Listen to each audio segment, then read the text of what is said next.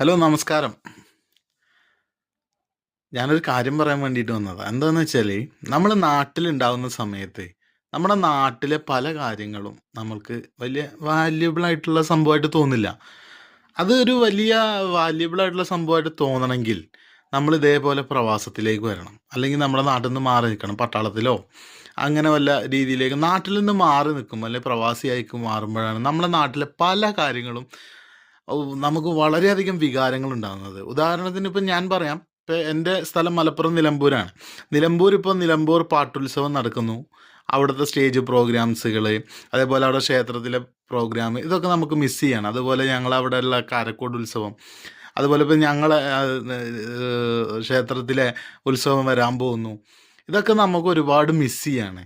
ഇത് നാട്ടിലുണ്ടാവുമ്പോൾ ചിലപ്പോൾ നമുക്ക് നിലമ്പൂർ പാട്ടിന് പോയിക്കോടോ, ഇന്ന് പോണ്ട, അല്ലെങ്കിൽ നാളെ അത് മാറ്റി വെക്കും. അപ്പോൾ ഇപ്പോഴൊക്കെ നമുക്ക് തോന്നുന്നത് നാട്ടിലുണ്ടെങ്കിൽ തീർച്ചയായിട്ടും ആ നിലമ്പൂർ പാട്ടിലേക്ക് പോകണം, അവിടുത്തെ കാര്യങ്ങൾ കാണണം എന്നൊക്കെ ഒരു ആഗ്രഹമാണ്. അവിടുത്തെ ആ ചൂട് ജിലേബി, അവിടെ ആളുകളുടെ ഇടയിലൂടെ നടക്കുന്നത്, നമുക്കൊരു സിനിമ കാണാൻ പോകുന്നത്, ഈ രീതിയിലുള്ള കാര്യങ്ങളൊക്കെ നമുക്കിപ്പോൾ വളരെയധികം മിസ് ചെയ്യുന്നുണ്ട്.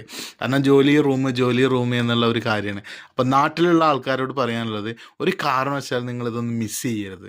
ഇത് നിങ്ങൾക്ക് ഏതെങ്കിലും ഒരു സമയത്ത് നാട്ടിൽ നിന്ന് മാറി നിൽക്കേണ്ടി വന്നു കഴിഞ്ഞാൽ അത് വളരെയധികം നമുക്ക് മിസ്സിങ് ആയി പോകുന്ന ഒരു കാര്യമാണ്. ജീവിതത്തിൽ പല കാര്യങ്ങളും നമ്മൾ നാളേക്ക് വെച്ച് കഴിഞ്ഞാൽ പല കാര്യങ്ങളും നടക്കാതെ വരും. അതൊക്കെ ഇപ്പോൾ തിരിച്ചറിവ് വന്നു തുടങ്ങി. കാരണം നാട്ടിലുണ്ടാകുമ്പോൾ നമ്മളിതിലൊന്നും പോകാതെ നമ്മുടെ കാര്യങ്ങൾ മാത്രം നോക്കി ചില സമയത്തൊന്നിനും പോകാൻ പറ്റാതിരിക്കും. ചിലത് നമ്മൾ പോവില്ല, മനഃപൂർവ്വം പോവില്ല. നമ്മൾ സമയം കണ്ടെത്തി കഴിഞ്ഞാൽ പോകാൻ പറ്റാതായിട്ടുള്ള കാര്യങ്ങളൊന്നും ഇല്ലല്ലോ ശരിക്കും. അപ്പോൾ നമ്മുടെ പ്രയാസങ്ങളും ബുദ്ധിമുട്ടുകളും സാമ്പത്തിക പ്രതിസന്ധിയൊക്കെ മൂലമാണ് നമ്മളൊക്കെ ഇങ്ങോട്ട് വരേണ്ടി വന്നത്. അപ്പോൾ അതേപോലെ ഒക്കെ വേറെയുള്ള ആളുകൾക്കും വരേണ്ടി വന്നു കഴിഞ്ഞാൽ ഇതൊക്കെ മിസ്സാവും. അതുകൊണ്ട് തീർച്ചയായിട്ടും ഇപ്പോൾ അത് തീർച്ചയായിട്ടും പോയി കണ്ട് അർമാദിക്കുക, ആഘോഷിക്കുക.